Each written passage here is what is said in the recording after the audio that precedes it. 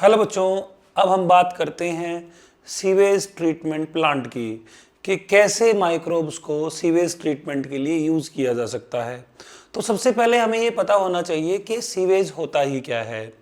Sewage जैसे कि आपने ये सुना होगा कि अपनी सराउंडिंग में जो वेस्ट मटेरियल है हमारे घरों का, वो मटेरियल जो पानी में बहकर जाता है उसको हम कहते हैं सीवेज। अब सीवेज टेक्निकली क्या होती है उसके बारे में हमें समझने की जरूरत है।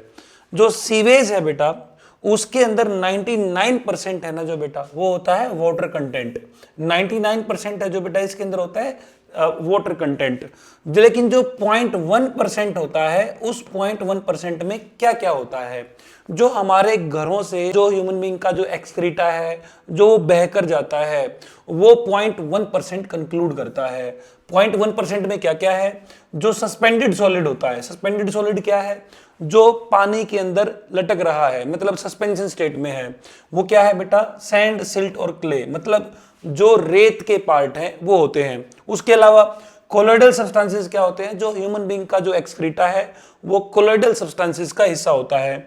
फीकल मैटर है, बैक्टीरिया है, क्लोथ है, पेपर फाइबर है। उसके बाद होता है जो मेटल्स होती हैं या जो न्यूट्रिएंट होते हैं, चाहे इनऑर्गेनिक सब्सटेंसेस होते हैं जो डिसॉल्व स्टेट में होते हैं, जैसे न्यूट्रिएंट है, नाइट्रेट है, अमोनिया है, फॉस्फेट, सोडियम और कैल्शियम, ये डिसॉल्व स्टेट में होते हैं।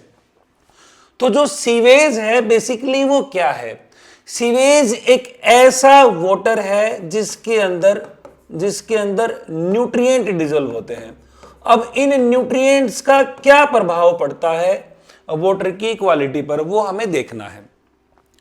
सीवेज बेसिकली जो शब्द इस्तेमाल किया जाता है वो इस्तेमाल किया जाता है जहां पर ह्यूमन बीइंग रहते हैं और वहां का जो एक्सक्रीटा है, वहां का जो वेस्ट है या जो वहां से पानी में बहकर जो चीजें आती हैं उसको हम सीवेज कहते हैं। और बेसिकली इसके लिए जो शब्द इस्तेमाल किया जाता है वो होता है डोमेस्टिक सीवेज। ऐसे ही वेस्ट बहकर इंडस्ट्रीज से भी आता है, लेकिन उसको हम कहते हैं इंडस्ट्रियल इफ्लुएंट या इंडस्ट्रियल मैटर कहते हैं। लेकिन यहां पर हम इसके लिए जो स्पेसिफिक शब्द इस्तेमाल करते हैं वो होता है डोमेस्टिक सीवेज। तो हमें बेसिकली डिस्कस करना है डोमेस्टिक सीवेज के बारे में, न कि इंडस्ट्रियल इफ्लुएंट के बारे में। तो इसके बाद हम देखते हैं कि जो सीवेज है उसमें डिसॉल्व ऑक्सीजन और बीओडी पर क्या प्रभाव पड़ता है। तो सबसे पहले हमें यह पता होना चाहिए कि डिसॉल्व ऑक्सीजन एक्चुअल में होता ही क्या है। डिसॉल्व ऑक्सीजन होता है कि जो अमाउंट ऑक्सीजन की पानी के अंदर डिसॉल्व होती है, amount of O2 dissolve in water. लेकिन ये कैसे वाटर की क्वालिटी को प्रभावित करती है इसके बारे में हमें देखना है। For example, if there is a water body, for example यहां पर एक वाटर बॉडी है और इस वाटर बॉडी के अंदर जो पानी के मॉलिक्यूल है, इनके बीच के स्पेस में ऑक्सीजन की अवेलेबिलिटी है। इसी ऑक्सीजन को यहां की जो एक्वेटिक लाइफ है वो इसको कंज्यूम करती है।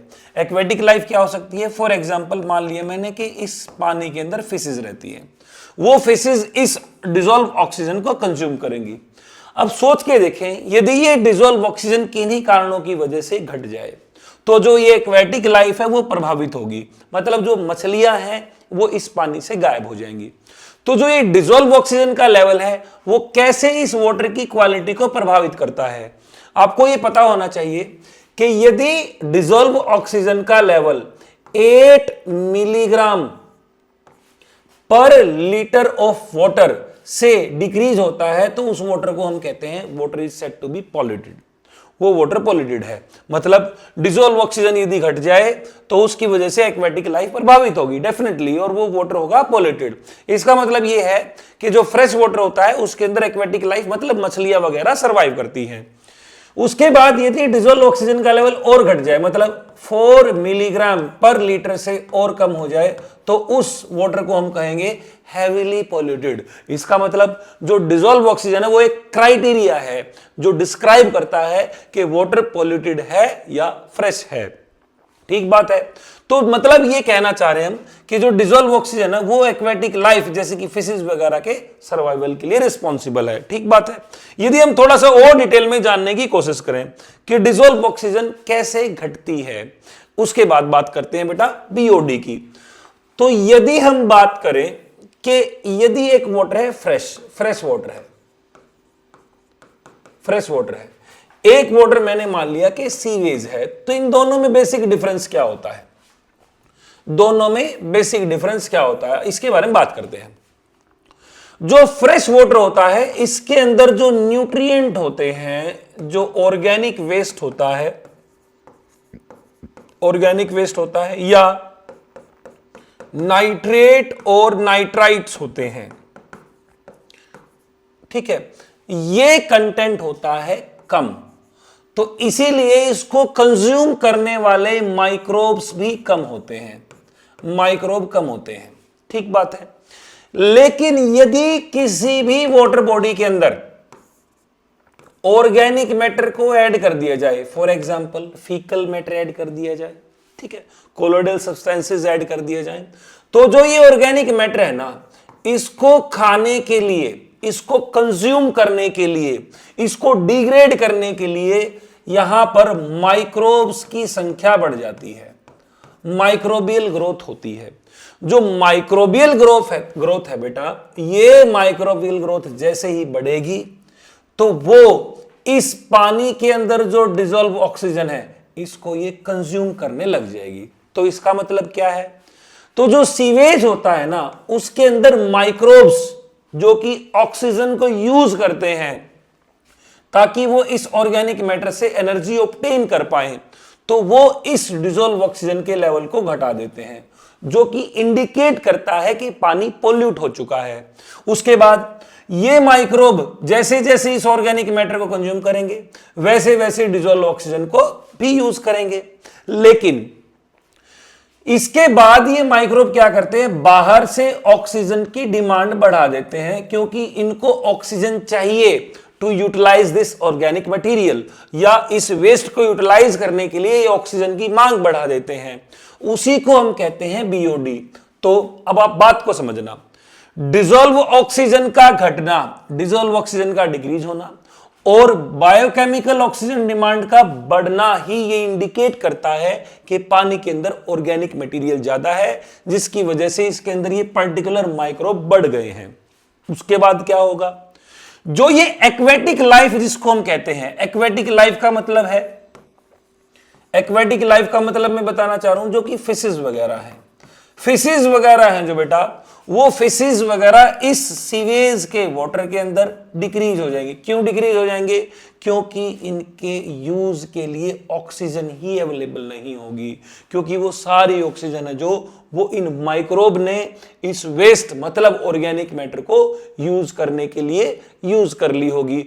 और ये जो बीओडी है ये क्या है? इन माइक्रोब्स की मांग है, एक डिमांड है, जिसको ये इस ऑर्गेनिक मैटर को डिग्रेड करने के लिए यूज करेंगे। तो जो बायोकेमिकल ऑक्सीजन डिमांड है, यदि ये बढ़ जाए तो पानी पॉल्यूटेड होगा, ठीक बात है। डिसॉल्व ऑक्सीजन घट जाए तो भी वो पानी पॉल्यूटेड होगा। तो जो बीओडी है और डिसॉल्व ऑक्सीजन है वो एक इनडायरेक्ट मेजर है कि पानी पॉल्यूटेड है या वो फ्रेश है। अब हम सिंपल भाषा में यदि ये देखें कि पानी कब फ्रेश हो सकता है? फ्रेश हो सकता है जब उसके अंदर मछलियां हो। दूसरा, वो तो एक डायरेक्ट मेजर है, यदि किसी एक्वेटिक एनवायरनमेंट में हमें मछलियां नजर आ रही हैं तो वो इंडिकेट करता है कि वो पानी साफ है, वो पानी सीवेज रहित है। अब यहां पर ये जो न्यूट्रिएंट है, भाई न्यूट्रिएंट कम है, न्यूट्रिएंट ज्यादा होंगे तो वो माइक्रोब को बुलावा भेजेंगे, माइक्रोब को बुलावा भेजेंगे तो वहां पर डिसॉल्व ऑक्सीजन कम हो जाएगी। सिंपल है ये बिल्कुल। तो इस बात को समझो आप क्या, कि जितने ज्यादा न्यूट्रिएंट पानी के अंदर होंगे उतना ही पानी पॉल्यूटेड होगा। अब कुछ लोग इस बात को समझते नहीं है क्या? जैसे कि कुछ लोग ये समझते हैं कि यदि आप वो एक्वेटिक बॉडी के अंदर या किसी वाटर बॉडी के अंदर यदि वो आटे की गोलियां डाल के आ रहे हैं मछलियों को पालने के लिए या मछलियों का भला करने के लिए, पुण्य कमाने के लिए, तो वो गलत कर रहे हैं। क्यों? क्योंकि जो वो आटे की गोलियां हैं वो न्यूट्रिएंट के जैसे काम करेंगी, ऑर्गेनिक मैटर के जैसे काम करेंगी, जो कि उन माइक्रोब को बुलावा भेजेंगी, उन माइक्रोब की ग्रोथ करवाएंगी जो कि वहां से पानी से डिजोल्व ऑक्सीजन कंज्यूम कर लेंगी, और डिजोल्व ऑक्सीजन कम होते ही वहां से फिशेस गायब हो जाएंगी। इसका मतलब जिस फिशेस का भला करने के लिए आप वहां पर उन चून की गोलियां डाल रहे थे, उन्हीं के लिए वो जानलेवा होंगी। तो इसका मतलब ये है कि वो भला नहीं, आपका पुण्य नहीं होगा, वो आपको पाप लगेगा। तो इसका मतलब ये है कि यदि न्यूट्रिएंट पानी के अंदर बढ़ रहे हैं तो वो वहां की एक्वेटिक इकोसिस्टम के लिए खतरा है। तो हमें यहां पर क्या देखने को मिला कि फ्रेश वाटर जो होता है इसके अंदर डिसॉल्व ऑक्सीजन तो होता है ज्यादा, और इसका बायोकेमिकल ऑक्सीजन डिमांड है जो वो होता है कम। ये हमें यहां से सीखने को मिला। अगली बात, ये जो ग्राफ है, ये ग्राफ क्या इंडिकेट करता है? ये बहुत ही बेहतरीन ग्राफ है जो ये इंडिकेट करता है क्या, कि यहां पर जो ये आपको पिंकिश लाइन नजर आ रही है, ये है डिसॉल्व ऑक्सीजन की। तो यहां तक आपको नजर आ रहा है कि यहां पर है ये फ्रेश वाटर। फ्रेश वाटर ये इंडिकेट करता है, मतलब ये फ्रेश वाटर को हम बता सकते हैं क्या, कि इसके अंदर डिसॉल्व ऑक्सीजन जो ज्यादा है और बायोकेमिकल ऑक्सीजन डिमांड है जो इसकी कम है। मतलब इसमें ऑक्सीजन कोई मांग नहीं रहा क्योंकि इसमें माइक्रोब्स नहीं है। लेकिन जैसे ही किसी सीवेज का पानी इस रिवर के अंदर आता है या इस फ्रेश वाटर के अंदर आता है, यहां तक तो हमने मान लिया कि फ्रेश वाटर था, लेकिन इसके बाद इसके अंदर सीवेज का पानी आ गया, तो ऐसे ही इसके अंदर जो डिसॉल्व ऑक्सीजन का लेवल है वो एकदम से डंप हो गया और बीओडी बायोकेमिकल ऑक्सीजन डिमांड है वो बढ़ गई। लेकिन जो सीवेज है इसके अंदर ऑर्गेनिक मैटर, स्टार्टिंग के अंदर ऑर्गेनिक मैटर ज्यादा थे, धीरे धीरे जो ऑर्गेनिक मैटर हैं वो डिक्रीज होंगे और एक टाइम आएगा उसमें सारे ऑर्गेनिक मैटर हैं जो वो कंज्यूम हो गए होंगे, तो माइक्रोब के खाने का कुछ नहीं बचेगा। ठीक बात है। इसका मतलब पानी साफ हो गया होगा, और पानी साफ किसने किया होगा? वहां के जो माइक्रोब है उसने साफ कर दिया होगा। तो इस बात को आप कैसे समझोगे? यदि आप इस ग्राफ को देखो, यहां तक ये रिवर मान लिया कि मैंने इस रिवर के अंदर पानी फ्रेश था, ठीक बात है, इसकी डिसॉल्व ऑक्सीजन ज्यादा थी, बायोकेमिकल ऑक्सीजन डिमांड थी वो कम। लेकिन जैसे ही इसके अंदर सीवेज का पानी ऐड होता है वैसे इसके अंदर ऑर्गेनिक मैटर बढ़ जाता है। ऑर्गेनिक मैटर बढ़ जाता है तो माइक्रोबियल ग्रोथ इसके अंदर होती है, और जो कि डिसॉल्व ऑक्सीजन के लेवल को घटा देती है, और बायोकेमिकल ऑक्सीजन डिमांड मतलब बाहर से जो ऑक्सीजन की डिमांड होती है उसको बढ़ा देती है। उसके बाद धीरे धीरे क्या होता है, जो ये ऑर्गेनिक मैटर है धीरे धीरे धीरे धीरे डिक्रीज हो जाता है, और जब ऑर्गेनिक मैटर हो जाता है खत्म तो वहां के माइक्रोब की ऑक्सीजन की जो मांग है, जो वहां के माइक्रोब है जो बाहर से ऑक्सीजन की डिमांड कर रहे थे to degrade that particular waste, वो वेस्ट ही नहीं रहा, वो ऑर्गेनिक मैटर ही नहीं रहा। तो इसलिए इनकी बीओडी घट जाती है और पानी के अंदर और डिसॉल्व ऑक्सीजन है वो बढ़ जाती है। अब आपके दिमाग में फिर क्वेश्चन आएगा, इसका मतलब ये है कि जो नदी जिसके अंदर फ्रेश वाटर था उसमें डिसॉल्व ऑक्सीजन ज़्यादा थी, बीओडी कम थी, जब उसमें सीवेज आती है, ठीक है, तो वो पानी पोल्यूट हो जाता है। लेकिन धीरे धीरे माइक्रोब उसके अंदर ऑर्गेनिक मैटर को खा के उस पानी को दोबारा से फ्रेश कर देते हैं, क्योंकि फ्रेश वाटर में बीओडी है जो वो कम होती है और डिसॉल्व ऑक्सीजन वो होती है ज़्यादा। तो हमारी नदियों में ऐसा क्यों नहीं होता है? हमारी गंगा नदी और हमारी जो यमुना नदी है वो साफ क्यों नहीं होती है?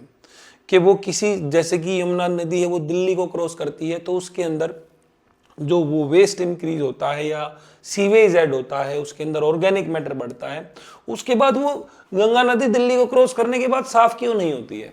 क्योंकि हमने ऑर्गेनिक मैटर इतना ज्यादा ऐड किया है कि वो डिग्रेड नहीं हो पा रहा है। अगली बात, उसके बाद जैसे ही दिल्ली को क्रॉस करेगी यमुना नदी, वो किसी और शहर का सीवेज भी ले लेगी, उसके बाद फिर उसके अंदर ऑर्गेनिक मैटर बढ़ जाएगा और वहां की डिसॉल्व ऑक्सीजन कम हो जाएगी और बीओडी बढ़ जाएगी। इसलिए हमारी नदियां लगातार नाले में कन्वर्ट हो रही हैं या वो पोल्यूटेड ही रहती हैं। तो ये था basic concept regarding dissolve oxygen and BOD. BOD और डिसॉल्व ऑक्सीजन को आप ऐसे समझे कि पानी के अंदर जो ऑर्गेनिज्म या एक्वेटिक लाइफ को जो चाहिए ऑक्सीजन वो तो है डिसॉल्व ऑक्सीजन, ठीक बात है। मछली को जो ऑक्सीजन चाहिए वो डिसॉल्व ऑक्सीजन है, और जो बाहर से मांगेगी, मतलब बायोकेमिकल जो डिग्रेडेशन चल रहा है पानी के अंदर ऑर्गेनिक मैटर का, उसके लिए जो ऑक्सीजन की मांग जारी है, that is known as BOD, जो कि माइक्रोब्स जब होते हैं पानी के अंदर वो बीओडी के अमाउंट को बढ़ा देते हैं। तो ये थी कहानी बीओडी और डीओ की। यदि मैं आसान भाषा में एक और बात आपको बता पाऊं कि बीओडी और डीओ का क्या रिलेशनशिप है, तो मैंने बताया क्या कि एक पॉल्यूटेड वाटर कब होगा, जब उसमें 8 मिलीग्राम पर लीटर से कम यदि डिसॉल्व ऑक्सीजन हो गई है तो that water is said to be polluted. लेकिन यदि उसके अंदर डिसॉल्व ऑक्सीजन की जो लेवल है वो 4 मिलीग्राम पर लीटर से कम हो गया है, that water is said to be heavily polluted. उसको हैवीली पॉल्यूटेड हम कह सकते हैं। अगली कहानी क्या है, बीओडी का लेवल क्या है। बीओडी का लेवल है कि यदि 4000 मिलीग्राम पर लीटर ऑक्सीजन की डिमांड है, that water is said to be heavily polluted, वो हैवीली पॉल्यूटेड है।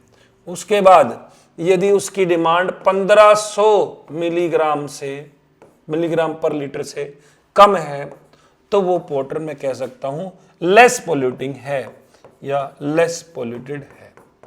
अब ये जो डायग्राम आपको नजर आ रहा है ये क्या इंडिकेट करता है, आप इस डायग्राम को थोड़ा सा ध्यान से समझना।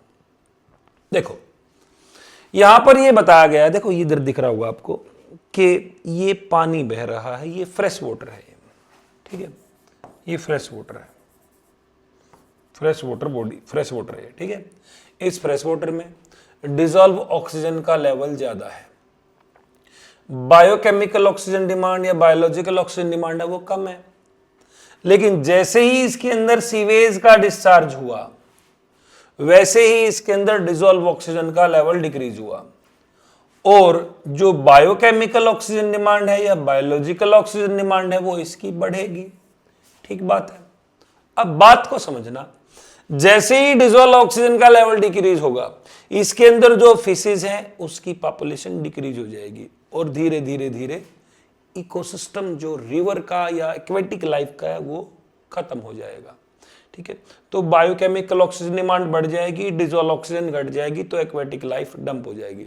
अब यहां पर कौन आएंगे, यहां पर होंगे माइक्रोब्स जो कि होंगे एनारोबिक या जो यहां पर जो डिकम्पोजर हैं वो यहां पर आ जाएंगे, मछलियां वगैरह गायब हो जाएंगी। यदि किसी वाटर बॉडी के अंदर मछलियां नहीं है इसका मतलब that water is said to be polluted. उसके बाद धीरे धीरे जो वेस्ट है या ऑर्गेनिक मैटर है वो धीरे धीरे इस ऑर्गेनिक मैटर को डिक्रीज, ये ऑर्गेनिक मैटर है धीरे धीरे डिक्रीज होगा। ऑर्गेनिक मैटर जैसे जैसे डिक्रीज होगा वैसे वैसे इसके अंदर डिसॉल्व ऑक्सीजन का लेवल इंक्रीज होगा और बीओडी है जो वो घट जाएगी। और जैसे ही डिसॉल्व ऑक्सीजन का लेवल बढ़ेगा फिर से यहां पर aquatic life in form of fishes वगैरह यहां पर नजर आने लग जाएगी। तो ये है बीओडी और डिसॉल्व ऑक्सीजन का कंसेप्ट। इसके बाद पॉइंट आता है कि हम कैसे एक सीवेज को साफ कर सकते हैं, कैसे हम सीवेज को ट्रीट कर सकते हैं, दैट इज द टॉपिक।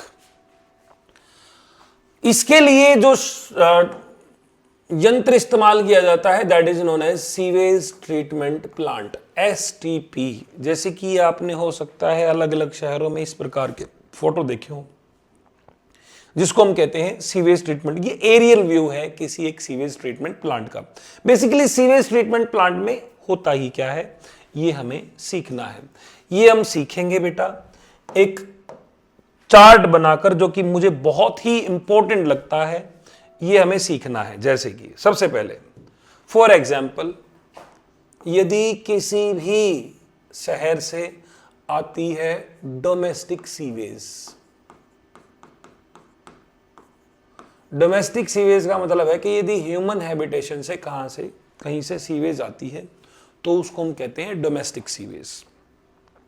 इस डोमेस्टिक सीवेज को ट्रीट कैसे किया जाए या इस सीवेज को साफ कैसे किया जाए, तो सबसे पहला जो यहां पर काम होता है, सबसे पहला जो यहां पर काम होता है बेटा वो क्या होता है कि हम इस सीवेज की करते हैं फिल्ट्रेशन।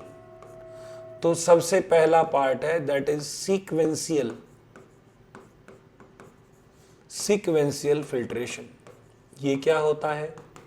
सीक्वेंशियल फिल्ट्रेशन का मतलब होता है कि पहले जो फिल्ट्रेशन करने के लिए जाल यूज किया गया या जो फिल्ट्रेशन मेम्ब्रेन यूज की गई वो बड़े पोर की थी, मतलब पहले बड़े साइज की इंप्योरिटीज को रिमूव कर दिया गया। उसके बाद छोटे साइज की जो इंप्योरिटीज है उसको फिल्ट्रेशन करके रिमूव कर दिया गया। तो सीक्वेंस के हिसाब से मतलब पहले बड़े साइज की इंप्योरिटीज रिमूव कर दी गई, फिर छोटे साइज की इंप्योरिटीज को रिमूव कर दिया गया। तो फाइनली हमारे पास जो वेस्ट आया उसके अंदर जो बड़े साइज की इंप्योरिटीज थी वो नहीं थी, उसके अंदर वो बड़े साइज की इंप्योरिटीज नहीं थी। इसके बाद हमने इस वेस्ट को डाल दिया,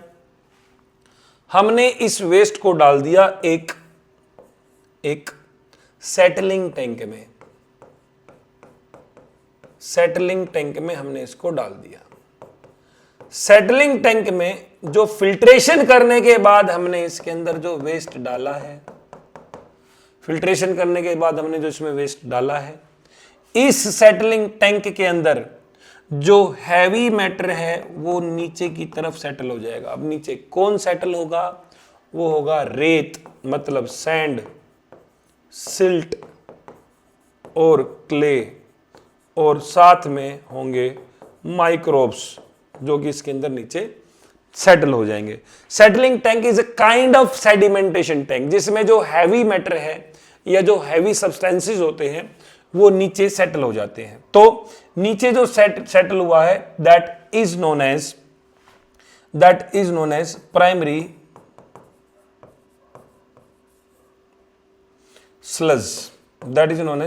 स्लज। उसके बाद जो ऊपर रह गया है, इस ऊपर वाले पार्ट में क्या है? इसको हम क्या कहते हैं? इसको हम कहते हैं सुपरनेटेंट, या इसको हम कहते हैं प्राइमरी इफ्लुएंट।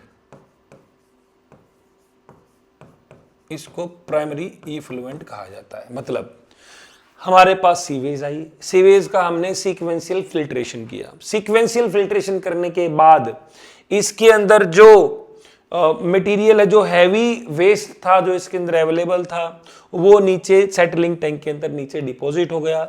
उसको हमने कहा primary sludge, and this primary sludge contain sand, silt and clay as well as these microbes. अब जो सुपरनेटेंट है या जो प्राइमरी इफ्लुएंट है, इसमें क्या नहीं है? ध्यान से सुनना, इसमें हैवी इंप्योरिटीज नहीं है, या क्योंकि वो प्राइमरी स्लज के अंदर नीचे सेडिमेंट हो गई। प्राइमरी स्लज को मैं सेडिमेंट भी लिख सकता हूं कि वो नीचे सेडिमेंट हो गई, बहुत बढ़िया बात है। उसके अलावा जो लार्ज साइज इंप्योरिटीज थी वो फिल्ट्रेशन से बाहर हो गई। तो हमने बेसिकली इसमें क्या क्या किया? सबसे पहला प्रोसीजर तो परफॉर्म किया दैट इज सीक्वेंशियल फिल्ट्रेशन। दूसरा हमने परफॉर्म किया दैट इज सेडिमेंटेशन, क्योंकि जो हैवी इंप्योरिटीज हैं वो सेडिमेंट हो गई। यदि आप ये देखें, सेडिमेंटेशन और सीक्वेंशियल फिल्ट्रेशन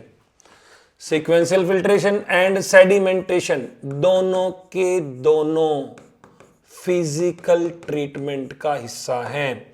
तो सबसे पहला जो ट्रीटमेंट हुआ उसको कहा गया फिजिकल ट्रीटमेंट कहा गया, क्योंकि इन दोनों तरीकों में फिजिकल टेक्निक का इस्तेमाल किया गया, ना किसी माइक्रोब का इस्तेमाल किया गया, ना किसी और प्रकार के मेथड का इस्तेमाल किया गया। दोनों की दोनों फिजिकल टेक्निक है। कौन सी? सीक्वेंशियल फिल्ट्रेशन, जिसमें बड़े साइज की इंप्योरिटीज जो बेटा वो इन फिल्टर पेपर में या इन फिल्टर के अंदर ट्रैप हो गई।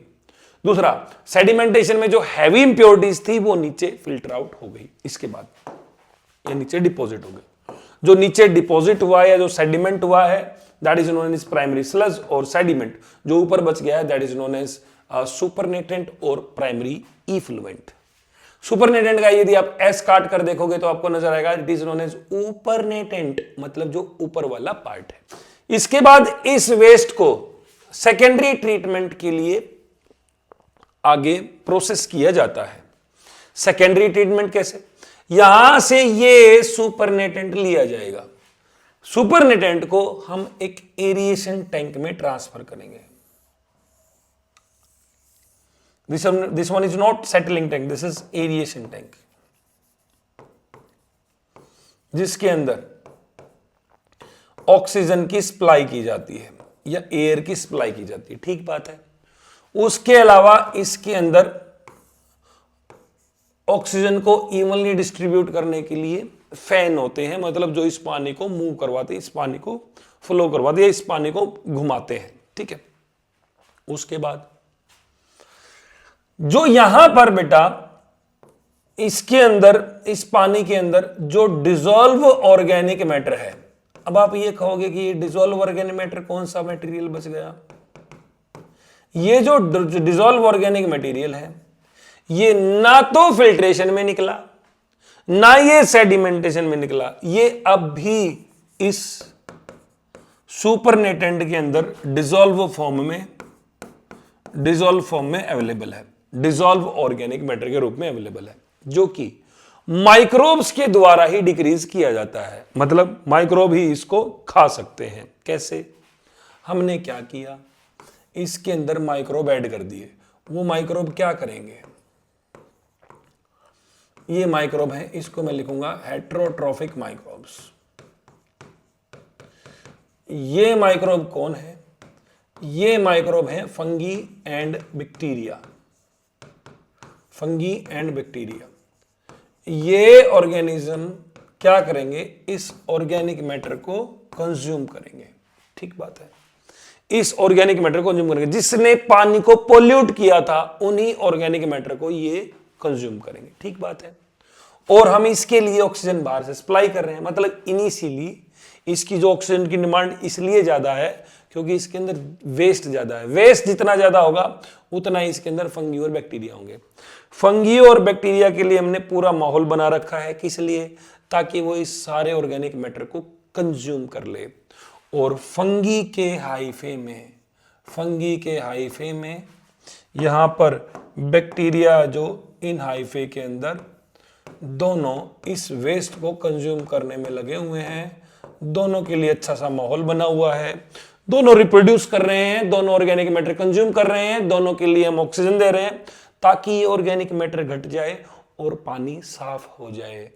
तो यहां पर इस हेट्रोट्रॉफिक बैक्टीरिया और फंगी ने यहां पर झुंड बना रखे हैं। इतना ज्यादा ग्रोथ हुई है यहां पर बैक्टीरिया और फंगी की, उनको ऐसा लग रहा है कि बहुत ही अच्छा इन्वायरमेंट है, ऑर्गेनिक वेस्ट अवेलेबल है और ये अपने आप को बहुत ही ज्यादा संख्या में मल्टीप्लाई कर लेते हैं और मल्टीप्लाई करके ये बना लेते हैं झुंड, मतलब फ्लॉक्स बना लेते हैं। फ्लॉक्स ऑफ बैक्टीरिया एंड फंगी यहाँ पर बनते हैं। फंगी और बैक्टीरिया के फ्लॉक यहाँ पर डेवलप हो जाते हैं, जो कि इस ऑर्गेनिक मैटर को धीरे धीरे निपटा देते हैं। तो इस फिजिकल ट्रीटमेंट में हमने फिजिकल मेथड यूज किए थे, that is sequential filtration and sedimentation. लेकिन यहां पर इस मेथड के अंदर हमने इन माइक्रोब मतलब फंगी और बैक्टीरिया का यूज किया ताकि वो वेस्ट खा जाएं और पानी को साफ कर दें। This treatment is said to be biological treatment. क्योंकि हमने यहां पर लिविंग्स का इस्तेमाल किया है। लिविंग्स ने ऑर्गेनिक मैटर को खाया, अपनी ग्रोथ एक्सेसिव ग्रोथ की और एक्सेसिव ग्रोथ करके यहां पर फंगी और बैक्टीरिया ने अपने झुंड मतलब फ्लॉक्स का फॉर्मेशन किया है। बिल्कुल सही बात है। याद रखना, इसी को ही बायो रेमेडिएशन कहते हैं। बायो रेमेडिएशन कहा जाता है, मतलब लिविंग की हेल्प से वेस्ट को ट्रीट करना, that is said to be bio remediation. इसके बाद क्या होगा? यहां पर धीरे धीरे ऑर्गेनिक मैटर है जो इस वेस्ट के अंदर, ये ऑर्गेनिक मैटर है जो ये धीरे धीरे हो जाएगा डिक्रीज। ऑर्गेनिक मैटर है जो इसके अंदर वो धीरे धीरे डिक्रीज हो जाएगा। और जब ऑर्गेनिक मैटर धीरे धीरे डिक्रीज होगा तो पानी साफ हो जाएगा, क्योंकि जो फ्रेश वाटर होता है उसके अंदर ऑर्गेनिक मैटर का कंटेंट कम होता है। ठीक बात है। अब इसके बाद मान लो मैं कहूं कि इस एरिएशन टैंक में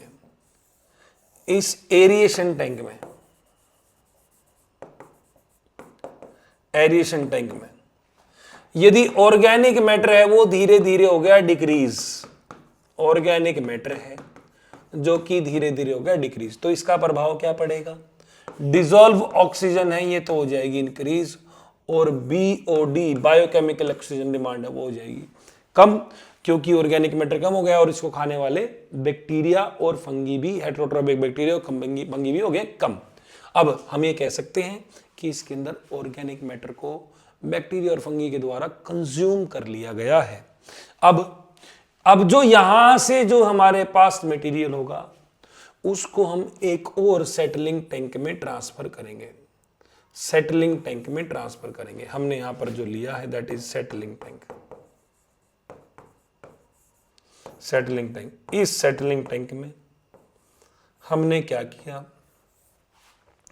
इस वेस्ट को डाल दिया, लेकिन कब डाला, जब बीओडी घट गई तभी तो डालने का फायदा है ना। यदि बीओडी ज्यादा होती इसका मतलब वेस्ट ज्यादा है, इसके अंदर डिसॉल्व ऑक्सीजन कम होती तो इसका मतलब वेस्ट ज्यादा है। तो जब बीओडी घट गई, when BOD decrease, biochemical oxygen demand decrease, we will transfer this effluent from this aeration tank to this settling tank।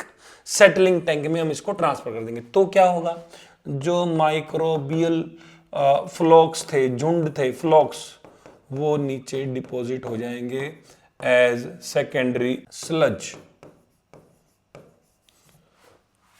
Secondary sludge के तौर पर यहां पर ये सेडिमेंट इकट्ठा हो गया, ऊपर जो बच गया again this one is supernatant. अब थोड़ा सा समझना ध्यान से, इस पर्टिकुलर सुपरनेटेंट या इफ्लुएंट में क्या क्या नहीं है।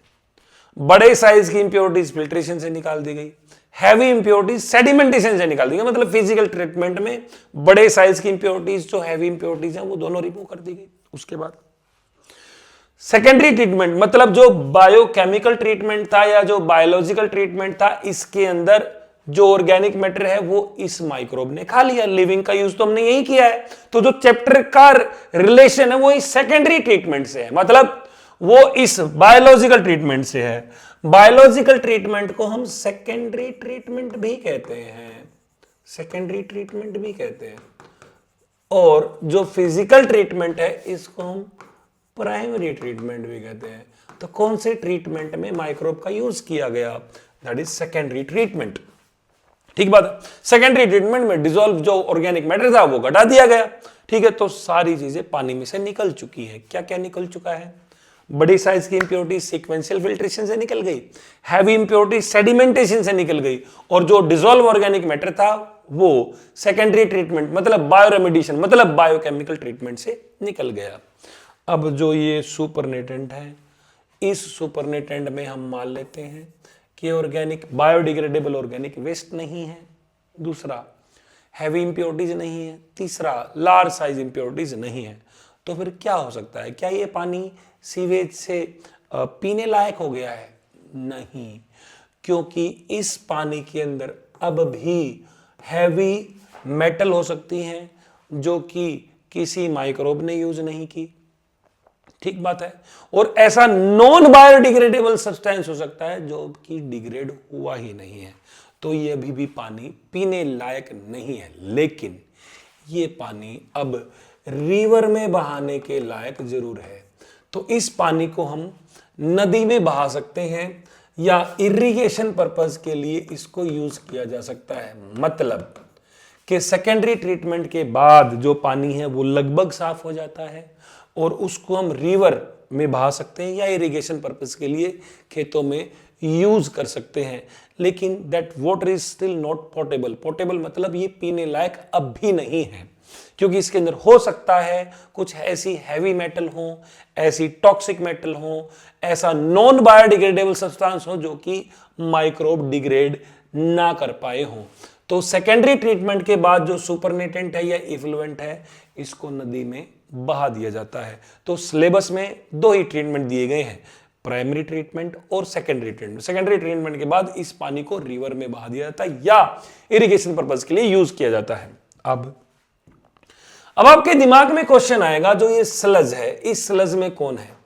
इस स्लज में है फ्लॉक्स, मतलब बैक्टीरिया और फंगी के झुंड, जो कि यहां पर इस सेकेंडरी ट्रीटमेंट में अपनी बेहतरीन जिंदगी जी रहे थे। मतलब इन यहाँ पर हमने उसके लिए ऑक्सीजन भी सप्लाई की, उसके लिए पंखा भी लगाया ताकि वो प्रॉपर इन्वायरमेंट ऑब्टेन कर पाए और ये ऑर्गेनिक मैटर को खा पाए। उसके बाद ह्यूमन बीइंग को तो अपना केवल ये सीवेज साफ करना था, उसके बाद ये माइक्रोब जाए भाड़ में। तो जो ये माइक्रोब हैं इनको सेडिमेंट करके नीचे इकट्ठा कर लिया गया, जिसको सेकेंडरी स्लज नाम दिया गया। तो इसके अंदर वही फंगी और बैक्टीरिया हैं जिन्होंने हमारा जो सीवेज है वो साफ किया, लेकिन अब हमें इनसे कोई मतलब नहीं है। जो ये हेटेरोट्रॉफिक फंगी और बैक्टीरिया हैं, इनमें से थोड़े से फंगी और बैक्टीरिया को रख लिया जाएगा as in form of inoculum के रूप में इनको रख लिया जाएगा, ठीक बात है। और इसको सेकेंडरी ट्रीटमेंट में यूज किया जाएगा इनोक्यूलम के तौर पर यूज किया जाएगा ताकि ये दोबारा से जल्दी से ग्रो करके ऑर्गेनिक मैटर को कंज्यूम करें। लेकिन अब यहां पर बहुत सारा ऐसा मटेरियल बचा हुआ है, बहुत सारा ऐसा सेकेंडरी सेल्स बचा हुआ है जिसके अंदर बहुत सारे फंगी एंड बैक्टीरिया अवेलेबल हैं, जिसकी हमें अब जरूरत नहीं है, पहले थी। ऐसे सेल्स को कहा जाता है एक्टिवेटेड सेल्स। नीट का क्वेश्चन है, why secondary sludge is said to be activated sludge? Because it contain a large number of heterotrophic fungi and bacteria, जो कि प्राइमरी स्लज के अंदर कम थी जरूर, लेकिन उसके अंदर कम थी। This is known as secondary sludge, और इसको एक्टिवेटेड स्लज इसलिए कहते हैं क्योंकि इसके अंदर फंगी और बैक्टीरिया है। पहले ये झुंड बनाए हुए थे क्योंकि इनकी जरूरत थी ऑर्गेनिक मैटर को खाने में। अब हमने इनकी जिंदगी कर दी है झंड, क्योंकि यहां पर इनको हमने इकट्ठा कर लिया, थोड़ा सा जो यूज करने लायक था दोबारा इनोकुलम के तौर पर या स्टार्टर के तौर पर इसको हम यूज कर लेंगे। बाकी बचा हुआ जो ये सेकेंडरी सेल्स है उसका हम क्या करेंगे, अभी हम बात करते हैं। अब बात आती है स्लज डाइजेस्टर की। ये स्लज डाइजेस्टर क्या होता है? स्लज डाइजेस्टर क्या होता है?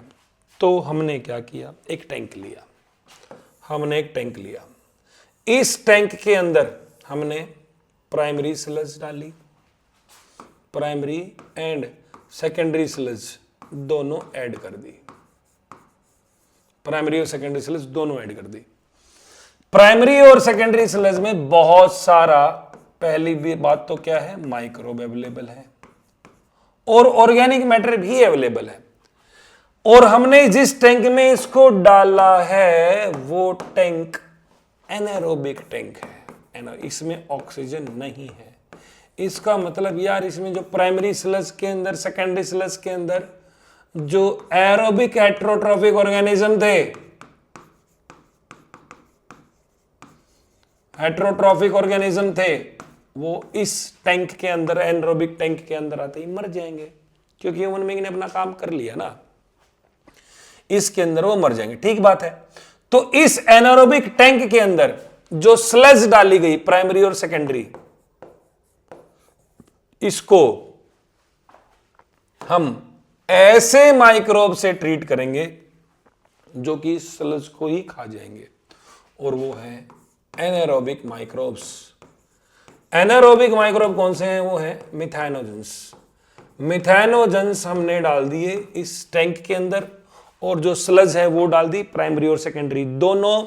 और अब ये यहां पर जो भी ये हेटेरोट्रॉफिक माइक्रोब हैं, इनको ये एनारोबिक माइक्रोब खा जाएंगे और क्या पैदा करेंगे? मीथेन, हाइड्रोजन सल्फाइड, CO2, ये सभी गैसेस पैदा करेंगे। और हमने इस सेकेंडरी सेल्स को भी निपटा दिया है। जो इनका वेस्ट मटेरियल बचेगा सेकेंडरी सेल्स का, जो सेकेंडरी सेल्स का यहां पर मटेरियल बचेगा, इन एनारोबिक मिथेनोजेंस के यूज करने के बाद जो बचेगा उसको हम यूज करेंगे, यूज एज फर्टिलाइजर। इसको हम फर्टिलाइजर के तौर पर यूज करेंगे। और जो गैस यहां पर हम कलेक्ट करेंगे, जिसको हम बायोगैस या मार्स गैस कहते हैं, इसको हम यूज करेंगे एज अ फ्यूल के तौर पर यूज किया जाएगा। तो समझने की कोशिश करो, हमारे पास बेसिकली था क्या, हमारे पास था वेस्ट, हमारे पास था वेस्ट, सीवेज था हमारे पास। उस सीवेज को हमने यूज किया है, हमने इस सीवेज के अंदर जो ये मटेरियल था, जो ये ऑर्गेनिक मैटर था, इस ऑर्गेनिक मैटर को यूज किया, पहले तो डिग्रेड किया यूजिंग दीज माइक्रोब्स। हमने सेकेंडरी ट्रीटमेंट में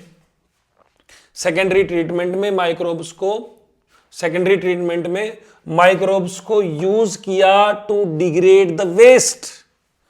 इस वेस्ट को डिग्रेड करने के लिए हमने इन माइक्रोब्स को यूज किया। उसके बाद जो ये माइक्रोब है एनारोबिक स्लज डाइजेस्टर में, इनको हमें निपटा दिया, कुछ छोड़कर, जो कि हम दोबारा से इनोकुलम के तौर पर यहां पर यूज करेंगे। तो ये थी कहानी सीवेज ट्रीटमेंट प्लांट की, जिसमें क्या क्या हुआ है ध्यान से सुनो, जो कि आपको कंसेप्चुअल क्लैरिटी देगा। सबसे पहले क्या हुआ, सबसे पहले जो सीवेज आया, यहां से आया सीवेज, डोमेस्टिक सीवेज, जहां पर मानव की बस्तियां बसती हैं, वहां से जो वेस्ट आता है उसको कहते हैं डोमेस्टिक सीवेज। ये फिल्ट्रेशन हुआ, सीक्वेंशियल फिल्ट्रेशन, ठीक बात है। सीक्वेंशियल फिल्ट्रेशन के बाद जो हैवी इंप्योरिटीज हैं वो नीचे सेडिमेंट हो गई इस सेडिमेंटेशन टैंक में। इसके बाद यहां से क्या निकला, यहां से निकला प्राइमरी इफ्लुएंट, मतलब सुपरनेटेंट, यहां से निकला प्राइमरी इफ्लुएंट, और यहां नीचे क्या जम गया, that is known as primary sludge. इसको कहा गया प्राइमरी स्लज है जो नीचे सेडिमेंट हो गया, और इसी को कहा गया प्राइमरी और फिजिकल ट्रीटमेंट। इसके बाद जो प्राइमरी इफ्लुएंट है, उस प्राइमरी इफ्लुएंट को एरिएशन टैंक में स्थानांतरित किया गया, जिसमें माइक्रोब ऐड किए गए।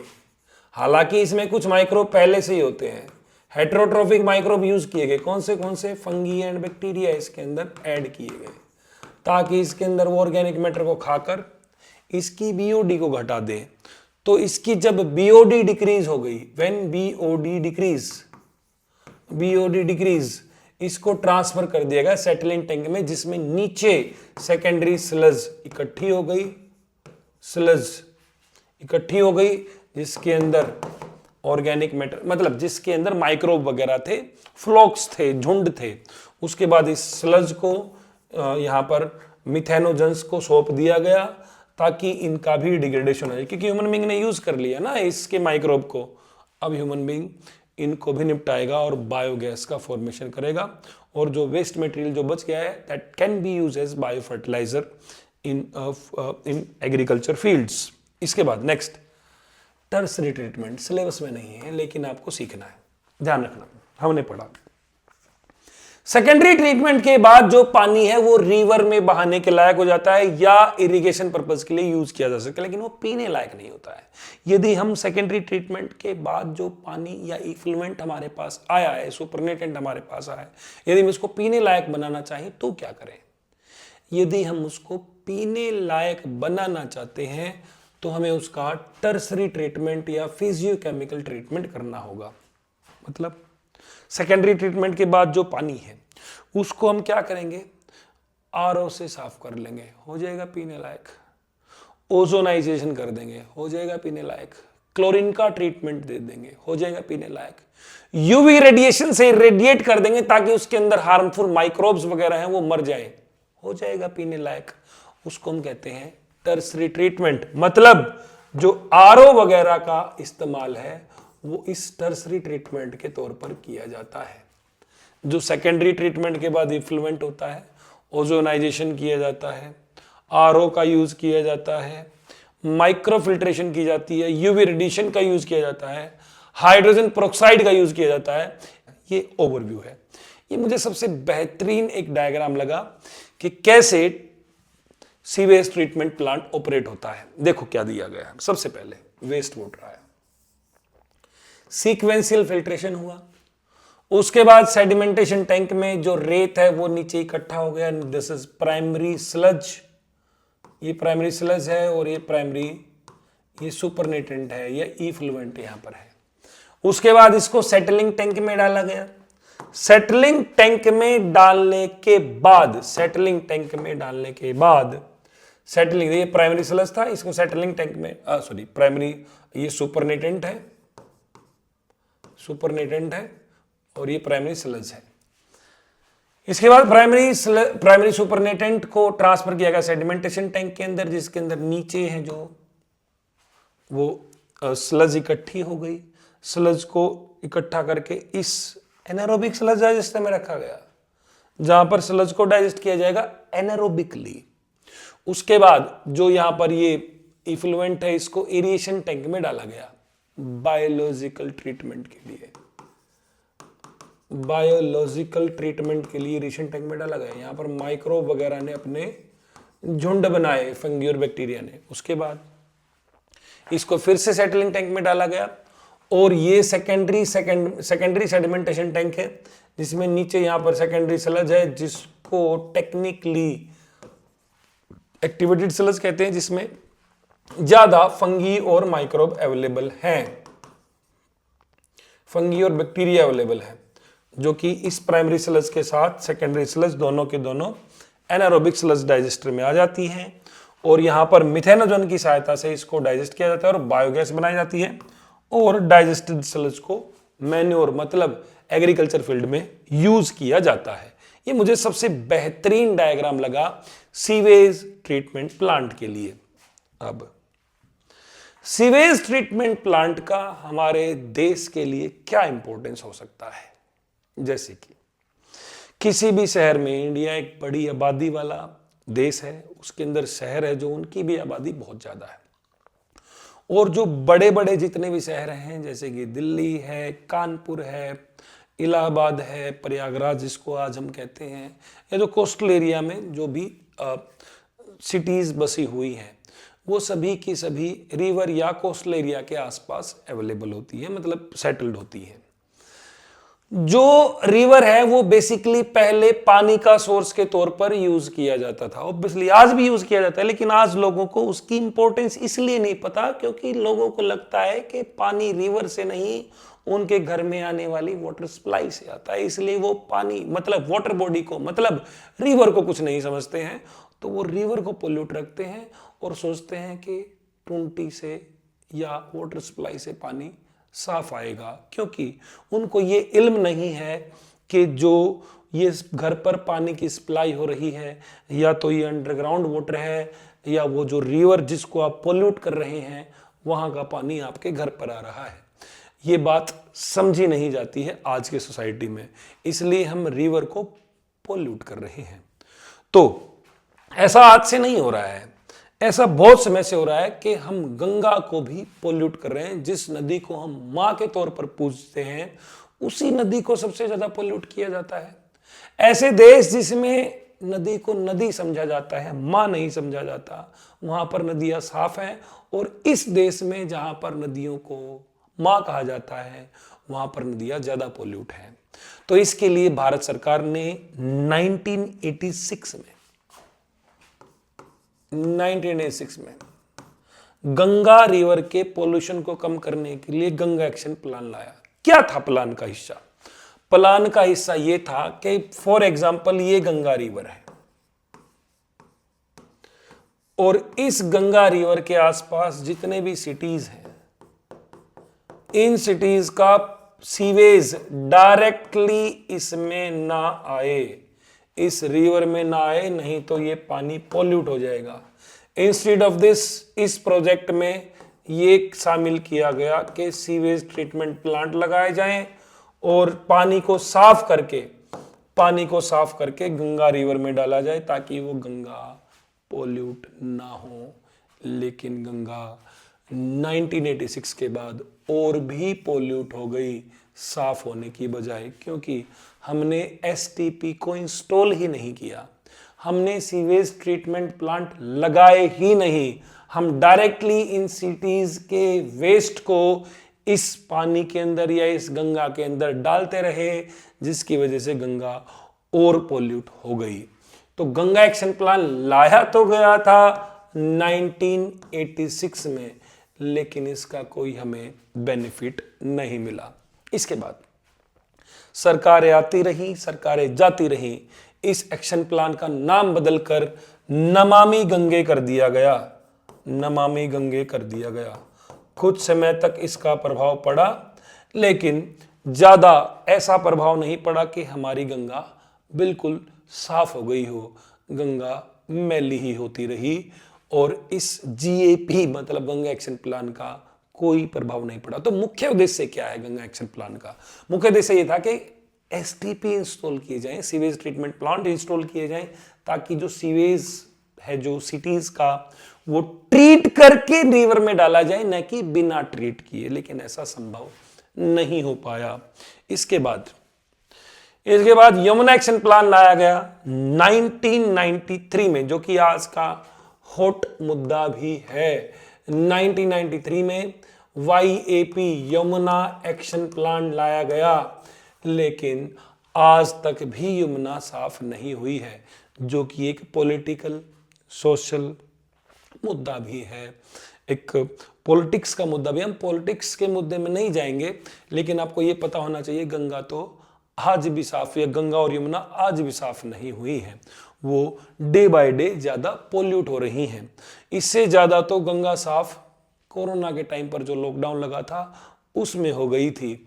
तो हमें ये ध्यान देना कि ह्यूमन एक्टिविटीज, इंडस्ट्रीज वगैरह कितना डायरेक्टली प्रभाव डालती हैं यमुना और गंगा या हमारी नदियों के पोल्यूशन पर।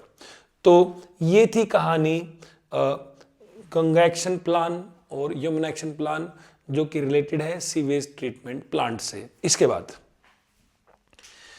इसके बाद जो हमारा टॉपिक है that correlate with this biogas plant. What the hell is this biogas production? Biogas production होता है कि लिविंग की सहायता से यदि आप कोई एक ऐसी गैस बना पाओ जिसको हम फ्यूल के तौर पर यूज करें, that is known as biogas production. क्या होता है ये? आपको बायोगैस प्रोडक्शन या गोबर गैस प्रोडक्शन का एक सेटअप नजर आ रहा होगा, जिसमें ये एक कंक्रीट का टैंक है, अंडरग्राउंड टैंक है कंक्रीट का, जो कि 10 से 15 फीट डीप होता है। 10 से 15 फीट डीप होता है, ठीक बात है। इसके अंदर ये है इनलेट, जहां से हम इसके अंदर कुछ डालते हैं और यहां से इसमें से कुछ बाहर आता है, दैट इज आउटलेट। ठीक है, ओके। हम इसमें डालते क्या है, क्या प्रोसेस होता है वो देखते हैं। हम इसके अंदर डालते हैं एनिमल वेस्ट, डंग, भैंस का गोबर, गाय का गोबर, वेजिटेबल वेस्ट वगैरह डालते हैं। तो मान लो मैं कहूंगा हमने इसमें डाल दिया गोबर, ओके। गोबर के अंदर पानी मिक्स किया, दोनों से मिलकर बना स्लरी, और स्लरी इस टैंक के अंदर चली गई। इस स्लरी के अंदर जो न्यूट्रिएंट थे, इसको यूटिलाइज करके जो मिथेनोजेंस हैं, उन मिथेनोजेंस ने यहां पर मार्स गैस या बायोगैस पैदा की, जिसके अंदर मेजर कंस्टिट्यूएंट था मीथेन, और इसके अंदर ये मीथेन गैस पैदा हुई। इसके अलावा hydrogen sulphide, carbon dioxide gases भी पैदा हुई, ठीक है। और जो कि मिथेनोजन ने पैदा की। मिथेनोजन जैसे कि आपको पता है एनारोबिक माइक्रोब होते हैं, और जो ये गैस होल्डर है, इसके अंदर जैसे ही गैस इकट्ठी हुई, ये राइज हुआ ऊपर की तरफ, इसके अंदर प्रेशर बढ़ा, और यहां से जो ये गोबर गैस है या बायोगैस है या मीथेन गैस है, यहां से बाहर की तरफ निकली और उसको फ्यूल के तौर पर यूज किया गया। इसी प्रोसेस को हम कहते हैं बायोगैस प्रोडक्शन। अब आप कहोगे इधर से हम गोबर या जो स्लरी है वो ऐड करते रहेंगे तो वेस्ट कहां जाएगा? जो पार्ट है गैस का वो तो यहां से आउटलेट से निकल जाएगा। तो जो ये सेकंड आउटलेट है, इसके अंदर जो डिग्रेडेड वेस्ट है वो बाहर की तरफ निकलता रहेगा। इस स्लज को हम यूज कर सकते हैं एज अ फर्टिलाइजर। तो इसका मतलब क्या है? इसका मतलब ये है कि हम इस गोबर को दो पर्पज के लिए यूज कर सकते हैं, इसके दो फायदे उठा सकते हैं। फ्यूल के तौर पर भी इसको यूज कर सकते हैं और इसी से उसी टाइम पर हमारे पास फर्टिलाइजर भी होगा। मतलब जो हमारे पास खेतों में यूज करने के लिए एक ऑर्गेनिक मैटर होगा, ऑर्गेनिक मैन्योर होगा, जिससे हम सोइल की फर्टिलिटी बढ़ा सकते हैं। तो गोबर ना तो पोल्यूशन करेगा, फ्यूल के तौर पर यूज होगा, और जो फर्टिलाइजर है वो भी हमें खरीदना नहीं पड़ेगा यदि हम इस बायोगैस प्लांट का यूज करते हैं। तो बायोगैस प्लांट है जो, इसी को गोबर गैस प्लांट यूज हम तब कहते हैं जब स्पेसिफिकली हम यहां पर कैटल डंग या काउ डंग का इस्तेमाल कर रहे हों। और बेसिक प्रोसीजर क्या फॉलो हुआ? हमने गोबर को पानी के साथ मिक्स किया, इस स्लरी, इसको कहा गया स्लरी।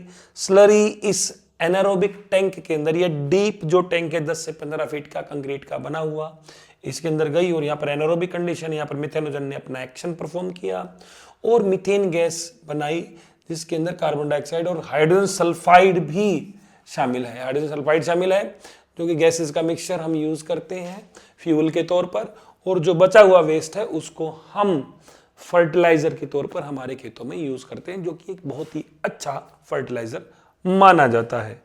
बेसिक प्रोसीजर क्या है इस बायोगैस प्रोडक्शन का? बायोगैस प्रोडक्शन में बेसिकली 3 प्रोसेस शामिल किए जाते हैं। बायोगैस प्रोडक्शन में बेसिकली 3 प्रोसेस शामिल किए जाते हैं। क्या क्या? जो हमारे पास स्लरी आई है जिसके अंदर ऑर्गेनिक मैटर है, इस ऑर्गेनिक मैटर का सबसे पहले सोल्यूबलाइजेशन करवाया जाता है। मतलब सिंपल ऑर्गेनिक मैटर बनाया जाता है। सिंपल ऑर्गेनिक मैटर बनाया जाता है। सिंपल ऑर्गेनिक मैटर बनाया जाता है, जिस प्रोसेस को हम कहते हैं सोल्यूबलाइजेशन। हालांकि ये सिलेबस का हिस्सा नहीं है, लेकिन आपको पता होना चाहिए, सोल्यूबलाइजेशन कहा जाता है। इसके बाद दूसरे प्रोसेस में इस सिंपल ऑर्गेनिक मैटर से एसिडोजेनेसिस होता है। कुछ सिंपल एसिड बनते हैं, एसिडोजेनेसिस होता है। और मोस्ट कॉमन जो एसिड होता है दैट इज एसिटिक एसिड।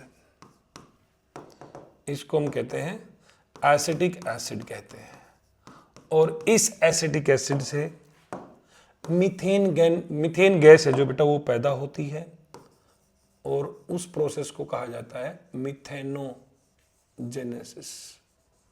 और यहां पर mixture of gas that is CH4 plus H2S plus CO2 पैदा होती है, जिसको हम मार्स गैस या बायोगैस, मार्स गैस, बायोगैस या गोबर गैस भी कहते हैं। तो ये बेसिक प्रिंसिपल यहां पर यूज, बेसिक प्रोसेस यहां पर यूज होते हैं। सोल्यूबलाइजेशन, एसिडोजेनेसिस, मिथेनोजेनेसिस। मेन जो यहां पर माइक्रोब हैं वो हैं मिथेनोजेंस, जो कि ये मिथेनोजेनेसिस करते हैं। मिथेनोजेंस जो कि बेसिकली कहां पाए जाते हैं? कैटल के या रूमिनेंट के गट में पाए जाते हैं। कौन कौन? ये हैं रूमेनोकोकस, रूमेनोकोकस, मिथेनोप्रोटियस, मिथेनोबैक्टर। इस प्रकार के कुछ आर्की बैक्टीरिया हैं जो कि ये बायोगैस प्रोडक्शन के लिए इंपॉर्टेंट रोल प्ले करते हैं। तो ये है वो माइक्रोब जो कि बायोगैस प्रोडक्शन के लिए यूज किए जाते हैं। इसके बाद बेटा जो बायोगैस प्रोडक्शन टेक्निक है, बायोगैस प्रोडक्शन टेक्निक है जो बेटा ये डेवलप की गई, was developed by the efforts of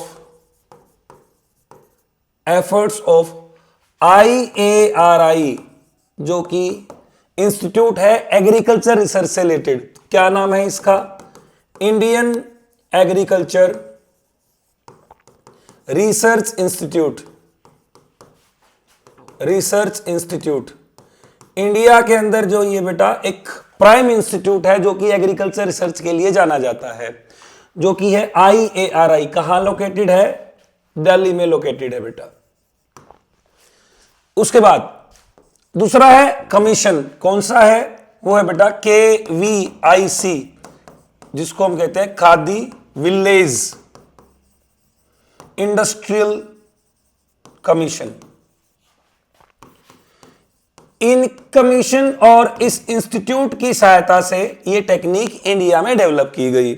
यही क्वेश्चन है जो बेटा नीट के अंदर पूछा गया है, बहुत इंपॉर्टेंट क्वेश्चन है कि बायोगैस प्रोडक्शन टेक्निक किसकी सहायता से डेवलप की गई।